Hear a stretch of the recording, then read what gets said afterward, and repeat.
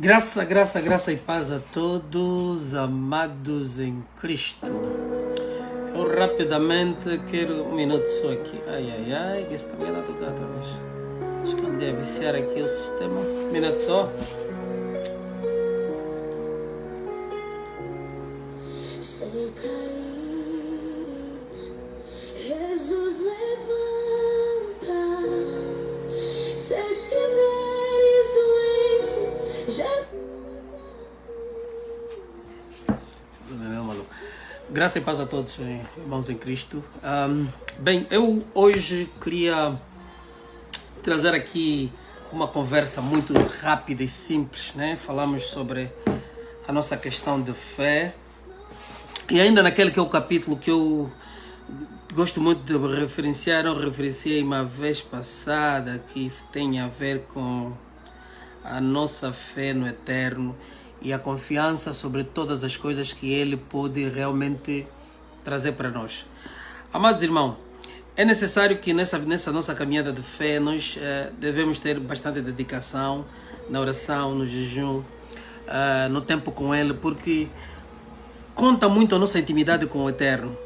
Não importa quais sejam as circunstâncias, porque é necessário que aquele de quem você vai vir falar, você deve ter intimidade com ele, você deve ter tempo com ele, você deve passar tempo com esse Eterno. Porque você não pode vir falar de alguém que você não convive com ele. Você tem que vir falar daquele de quem você convive, recebe instruções, se submete e você traz a palavra da verdade. A vida de fé não é uma vida simples e fácil. Por isso é que o inimigo arranjou o evangelho descartável, o evangelho takeaway, o evangelho fast food, o evangelho quick scheme. Quer dizer, o inimigo arranjou todas as formas de evangelho, exceto o evangelho da verdade. E onde é que nós podemos encontrar esse evangelho da verdade? Bem, o evangelho da verdade é pregado por aqueles que são fiéis de Cristo. Se você, o teu instrumento de medir, de fazer medidas para ver ou para classificar quem é o verdadeiro fiel, quem é o verdadeiro servo, tem a ver com os aspectos que são ensinados pela prosperidade e outras coisas, você ainda não teve um encontro com o Eterno. Porque a palavra de Deus é bem clara. É só você olhar os precursores da Bíblia, não os precursores da religião. Os precursores da religião são uma coisa, os precursores da palavra, aqueles que estão prescritos na Bíblia Sagrada e não são nos livros apócrifos, na palavra toda do Eterno, você vai reparar o estilo de vida que eles tiveram. Em nenhuma parte da palavra de Deus, em nenhuma parte das Escrituras Sagradas, faz alguma referência que nós devemos ser pobres, miseráveis, ou então sermos ricos. Nenhuma parte da palavra fala isso. A palavra de Deus fala da providência, da bênção que tem a ver com aquilo que será o fruto do seu suor, teu trabalho, tudo que você vai fazer. Quando há sugestões dessa natureza, quando algumas pessoas, os falsos pastores vêm ensinar aquele evangelho de que você vai dominar essa terra, você vai ser alguém, você pode ter certeza que você está sendo ensinado o evangelho, o falso evangelho, não o evangelho de Cristo. Porque nós vimos realmente quem veio ensinar o evangelho de tomar domínio do mundo, foi Satanás. E não veio tentar a outra pessoa a não ser o Yahushua, o Messias. Veio ter com Yahushua, o Messias, para tentar o perverter da verdade. E vê o que ele diz. Ele diz assim: se tu te prostrares e ajoelhares e me adorares, te darei os reinos desse mundo e todo o seu esplendor. Repara uma coisa. Satanás, ele é mentiroso desde o princípio. Vocês acham que se depois de Cristo se fosse homem, Cristo se ajoelhasse para adorar, ele lhe daria todos os reinos do mundo? Não. Ele lhe faria seu súdito. Quer dizer que Cristo estaria abaixo dele. Seria um servente dele. Podia até lhe dar os reinos do mundo, a sua glória e o poder, mas sendo ele um súdito dele. Então, são essas coisas que nós devemos observar. O evangelho da prosperidade não é o evangelho do santo do eterno. Não. Não vem do trono de Deus. Não vem de Yahuwah Elohim. Não vem. O evangelho da prosperidade é o evangelho do inimigo. Agora, dizendo isso ou pregando isso que é a verdade bíblica, não estou a dizer que você não prospera, que você... Aliás, temos que saber o que é prosperidade. Temos também que trazer as definições. O que é prosperidade, afinal de contas? O que é prosperar? Então, nós devemos olhar para esse aspecto e sabemos que quando o Eterno fala em prosperar, a primeira coisa que está na mente do Eterno, a prosperidade é da tua alma, é que você se salve. Porque a salvação é a maior bênção que você recebeu. A salvação é a maior bênção que você recebeu. A bênção da salvação não se compara com nenhum tesouro do mundo, nem os poderes. Quer dizer, se você está salvo, nenhum poder, nenhum trono de glória da terra pode se comparar à tua salvação que você recebeu. Você pode estar salvo e ser um pobre. Não porque você quer, mas porque os adventos da vida podem ter lhe colocado naquela situação. O próprio Eterno poderá ter plano nisto, de alguma coisa que tenha a ver contigo mesmo. Mas a tua salvação não se pode comparar com nenhum tronos e glórias deste mundo. Agora, nós somos chamados não para ser pobres. Pobreza não pode ser uma escolha do ser humano. O ser humano não pode escolher ser pobre. Isso é uma maldição, você escolher ser pobre. Não. Os apóstolos, todos os discípulos, nenhum dos fiéis do passado escolheram ser pobres. Mas uma coisa é certa, também eles não almejavam a riqueza do mundo. Mas eles almejavam uma estabilidade, com a providência de Deus, e em tudo, o mais importante que eles tinham nas suas mentes e esperavam era do Eterno a salvação prometida. Esta é a pura verdade. Então você vai ver que tanto Salomão, que adquiriu honra, glória, poder, mas o que ele mais almejava era a salvação. Por quê? Porque depois, no final de tudo, vê que o Eterno teve que vir resgatar Salomão. Quando lês o livro de Eclesiastes, vais ver que o Eterno resgatou Salomão. Salomão fez um pico para o alto, depois caiu. Caiu em quê? Na sua fé. Meteu-se em idolatria, mas ele recuou depois. Por isso ele diz, quando ele vem escrever, diz que tudo aquilo, que aquelas glórias que ele viveu, eram vãs. Considerou como vãs. Porque o mais importante no final de tudo é as nossas vidas. É a nossa vida ser salva. Por quê? Porque o princípio da sabedoria, que o Eterno te fala, o princípio da sabedoria é você reconhecer que o Eterno existe. Que Ele é o Criador de todas as coisas e o amar de todo o teu coração, todo o teu pensamento. Esse é o princípio da sabedoria estabelecida por Deus. O Eterno diz, Yahuwah diz que quando o homem se desperta de que, reconhecendo que Ele existe, honra esse Eterno, e ele reconhece que Ele é o Criador de todas as coisas, ama-o, assim começou, quer dizer que o primeiro passo da sabedoria começou para este homem. Porque em tudo que ele vai fazer vai ser influenciado por esta crença, essa fé no Eterno, Senhor da Glória. Agora, quando o homem despreza a fé, não reconhece o Eterno, e esses poucos anos de vida, porque todos nós temos poucos... Imagine só, 100 anos de vida, se você viver que ninguém quase vive, são muitos, poucos que chegam a isso. 100 anos de vida não é comparável com uma eternidade em sofrimento. 100 anos de vida não é comparado a uma eternidade de sofrimento. Até aqueles que são satanistas, aqueles que acreditam no mal, aqueles que são para as coisas más, eles acreditam que o próprio inimigo Satanás os convenceu, os enganou, que eles vão ter um trono de glória depois da morte. E eles fazem você crer que não existe um eterno. Mas eles creem em Satanás, que os prometeu um trono de glória. Mas quando eles fecham os seus olhos e abrem os olhos da eternidade, eles encaram o abismo e todas as forças punidoras do Eterno. O inferno é a sua parte que eles vão herdar. Então imagine, o Eterno quer que nós vivamos em paz e sobretudo vivemos em amor ao próximo, reverência ao Eterno, e isto nos basta. Então não vens cá dizer, não, prosperidade, porque tudo isso é uma ilusão. Imagine só, eu estive a ver um programa há tempos, né? E o programa diz, aquilo mexeu com a minha estrutura. O programa diz assim, é um programa de 1925, qualquer coisa assim, 1925, por aí. No 1925 até agora são por aí, passado mais ou menos 100 anos. E a filmagem diz, olha, ele diz, todas essas pessoas que estão aqui já não existem. Todas, até o cameraman que filmou aquilo, já não existe. Porque já eram passados 100 e tal anos. Quer dizer, geração após geração vem para a Terra fazer esse ressaco. E você vai considerar que a tua vida tem algum significado? Não, a nossa vida não tem significado. A nossa vida depois de Adão, depois da morte de Adão no Jardim do Éden, a nossa vida já não tem significado. Ela agora passa a ter significado quando você recebe Yahusha como Salvador. Por quê? Porque você tem a promessa da vida eterna. Você tem a promessa do mundo vindouro.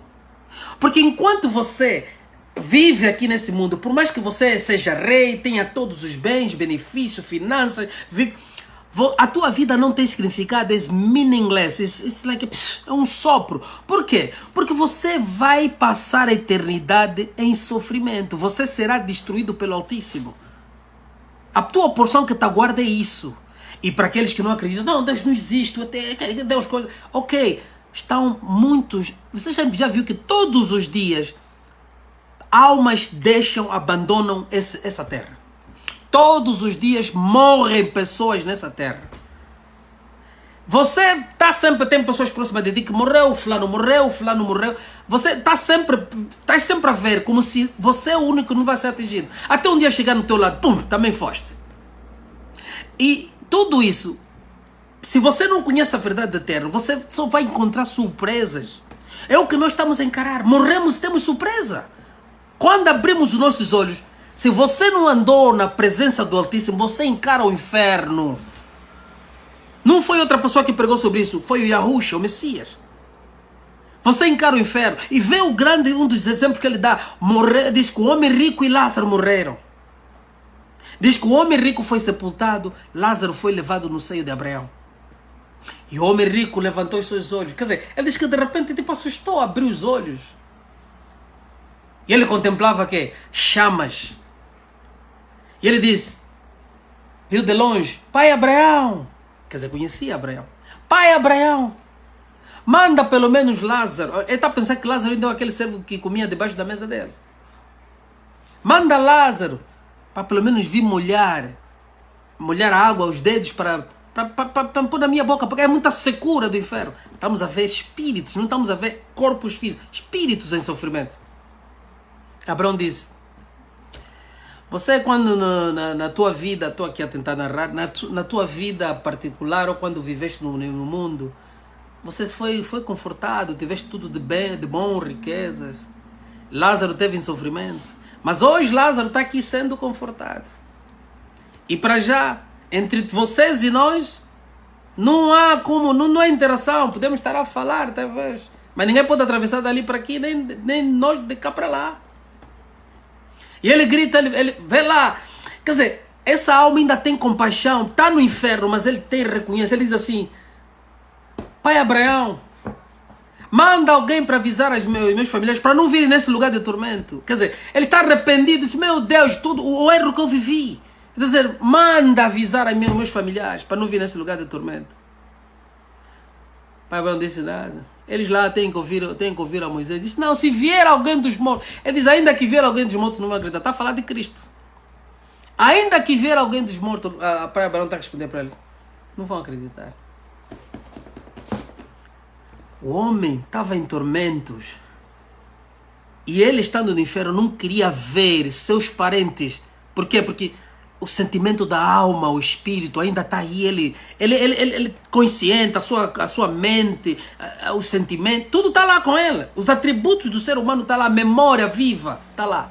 Ele sabe qual é o dia do ano, o mês, ele sabe as datas. Já pedi para Pai Abraão mandar alguém dos mortos para avisar, para que não viesse naquele lugar.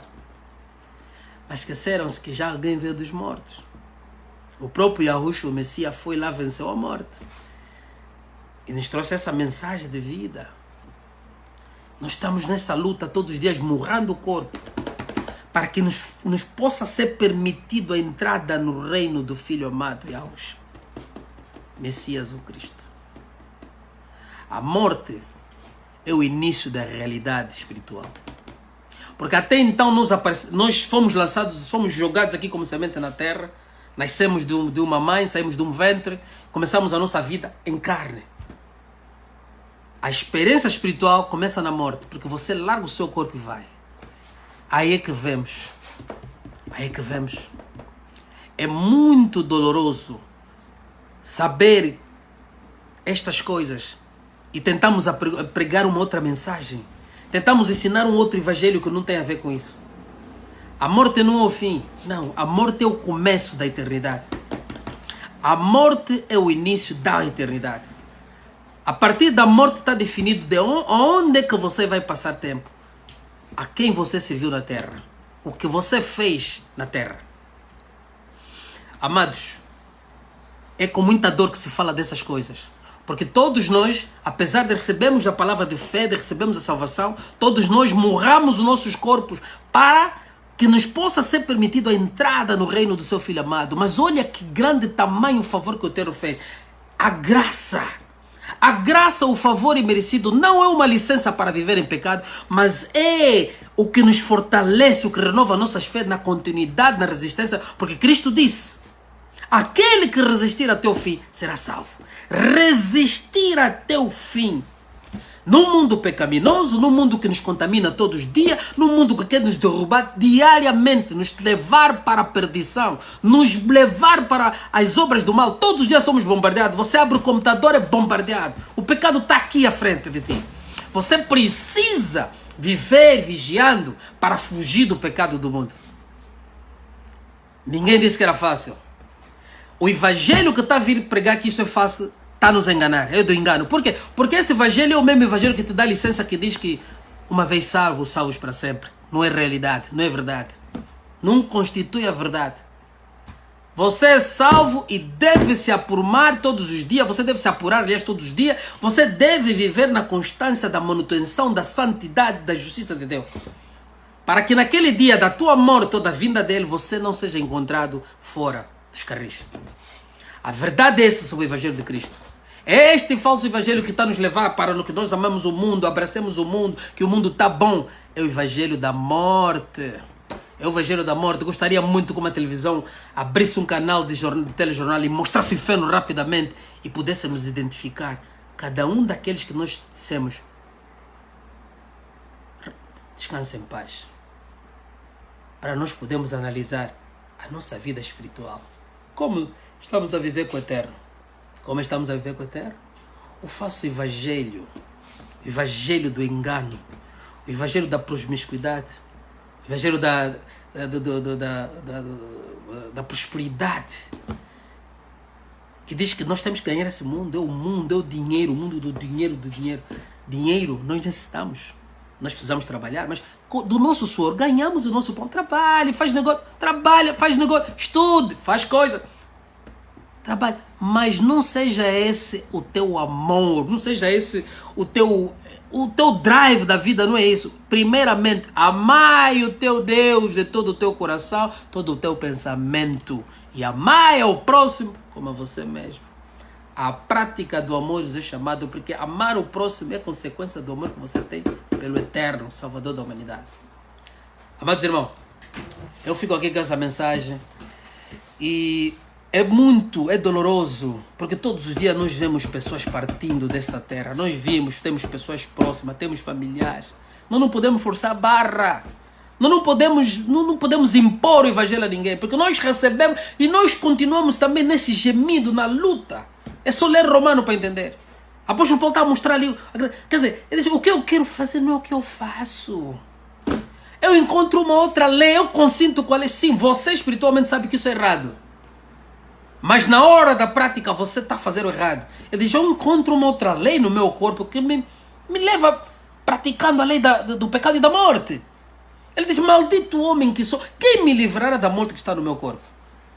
Uma expressão mais correta. Quem me livrará da morte que está no meu corpo? E ele dá a resposta dele próprio. Graças a Deus. Yahushua Cristo, o Messias. Porque pelo corpo ele condenou o pecado na carne.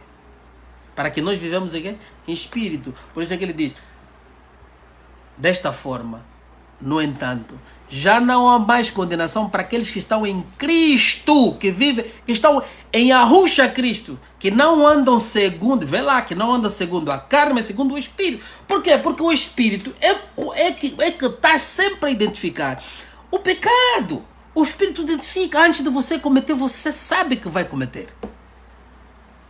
Por isso é que ele diz que pelo Espírito mortificais as obras da carne. Quer dizer, a resistência do dizer não à ação pecaminosa. Estarás a mortificar as obras da carne. E ao mesmo tempo ele está a dizer que esta ação também é santificar a carne.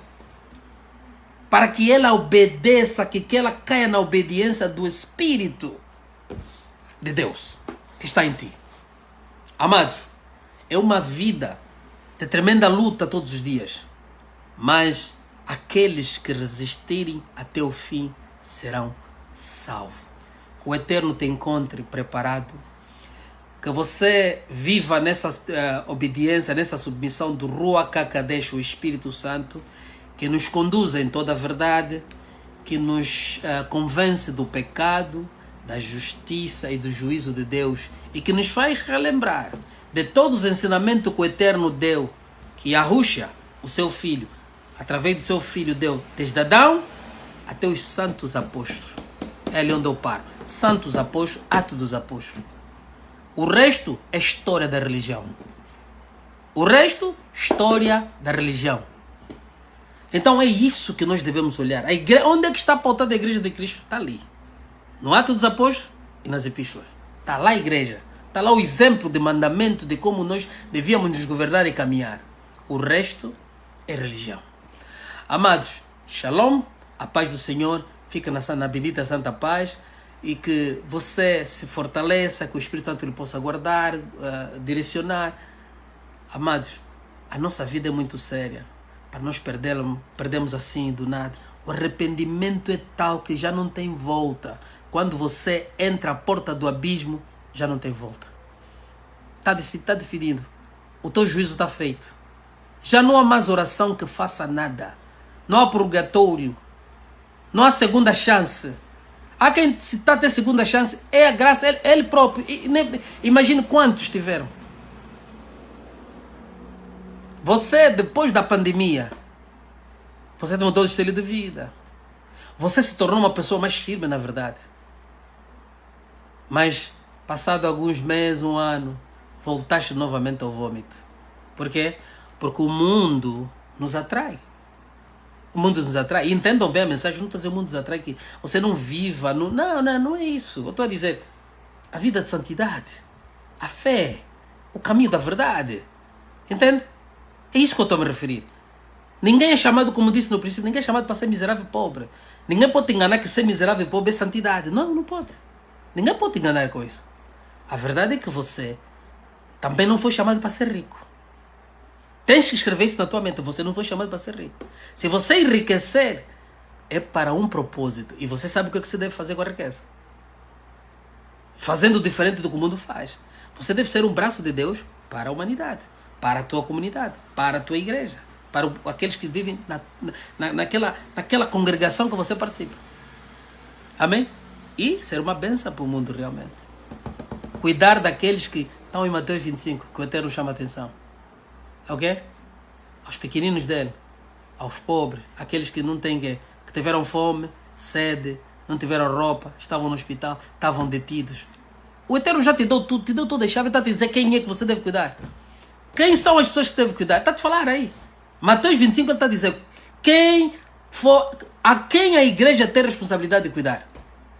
Do pobre, do necessitado, da viúva, dos órfãos, do doente e de quê? E do detido. Aleluia. Shalom, meu Pai do Senhor. Deus abençoe. Bye, bye.